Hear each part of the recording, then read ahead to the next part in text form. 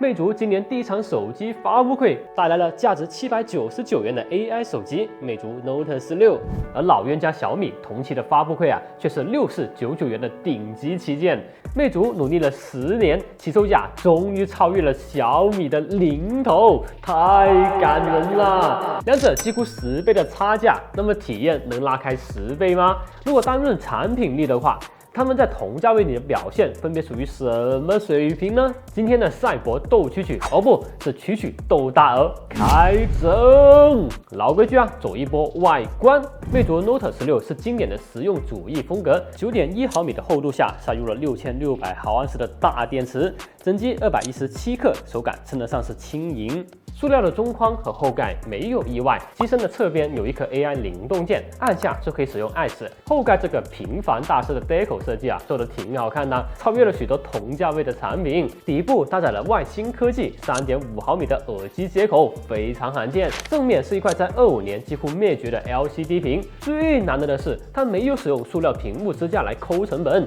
有几分早些年魅族的味道啦。小米15 Ultra 这边采用了中框包裹后盖的设计，提升了握持舒适度。正面是一块6.73英寸的全等身4V 曲屏，旗舰屏的数字没得挑剔。把魅族和小米摆在一块两者的颜值好像也没差多少 ，Note 16也就稍逊一筹。正面的话，美观性就不是一个档次的啦。综合价格来看，设计方面，魅族 Note 16虽然输给了小米15 Ultra， 但以799元的身姿跟6499元的旗舰打得有来有回，已经是大升了，好吧？配置方面，单论国产化的程度，魅族比小米高多啦。这颗虎贲芯片的跑分跟多年前的神优骁龙765旗鼓相当，但跟今年的旗舰芯片比起来，差距就不是一星半点啦。转换到实际的游戏表现上，也符合跑分的差距。魅族 Note 16仅支持60帧的王者荣耀，帧率小波小动，勉强维持流畅，数据是难看了点。结合价格的话，已经远远超出预期啦。小米15 Ultra 除了稳不住芯片之外，王者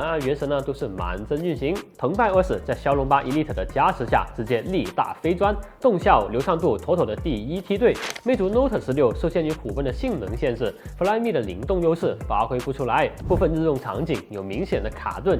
打开微信、支付宝扫码支付的时候启动速度简直是灾难。各种小程序应用跳转之类就更不用提啦。而且后台除了微信之外，你基本没法实时收到其他 APP 的推送信息，这或许是个优点，起到了屏蔽广告的作用。如果你能忍受以上这些缺点，那 Flyme AI 12还是有那么点优势的。第一个就是它的小窗啦 ，Flyme 的小窗是我认为最符合操作逻辑的。屏幕左右脚呼出，上滑悬停开启，侧滑贴边，单击空白处关闭，配合应用间跳转小窗开启，即点即去，不妨碍主应用的使用，就是卡了点。小米的小窗不能说不优秀，对比 Flyme 就显得一般般啦。上滑拖拽到顶部才能开启小窗，小米15那样的屏幕小还好说，又大又重的15 Ultra 可就难受啦。侧滑开启这点可以给个好评，就是检索应用的时候有点麻烦。要把小窗关闭的话，得上滑小窗的导航条。回来说紧身壁纸，记得还是 Flyme 11时期画的大饼，这都 Flyme 12了，还是没有推出。曾经的 OTA 之神已经掉落神坛了。至于说 Onion AI 后的 AI 能力嘛，魅族 Note 16深度接入了阿里云千问欧米大模型和 DeepSeek R1模型，说点什么吃呢？它会根据指令直接跳转到美团给你点。小米15 Ultra 同样可以，不过魅族 Note 16才花几个钱就能享受到同样的旗舰级 AI 能力。魅族 Note 16的续航非常猛，就是40瓦的充电有些漫长。小米15 Ultra 的续航不如魅族，胜在有充电的优势。影像方面，说实话，几百块的魅族 Note 16拿头去打6000多的小米15 Ultra但我知道大伙想看。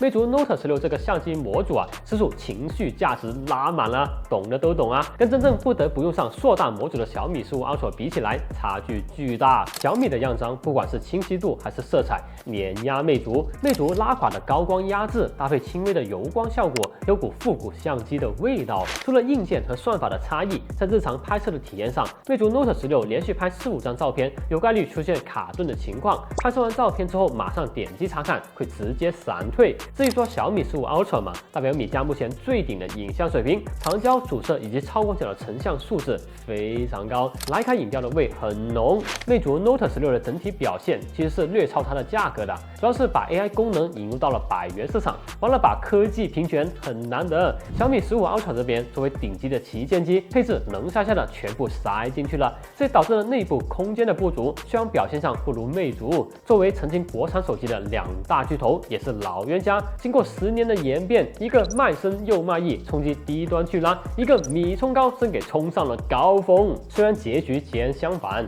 但不管是魅族还是小米，他们的做法其实是符合市场需求和自身定位的啊。魅族将 AI 服务打入了100元机，上演农村包围城市的大戏；小米让手机影像更为专业化，探索高端市场。好了，以上就是本期的全部内容啦，感谢大家耐心观看，咱们下期见喽，拜拜。